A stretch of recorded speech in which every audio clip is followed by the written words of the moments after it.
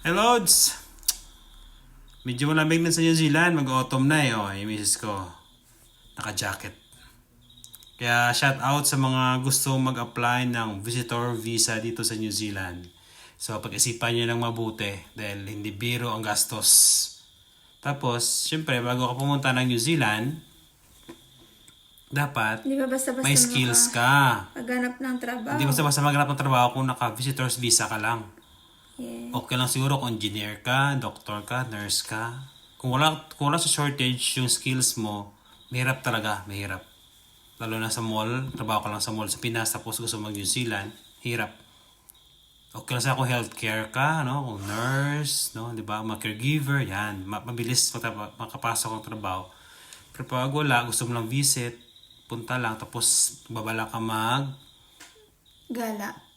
magtrabaho, Gala lang.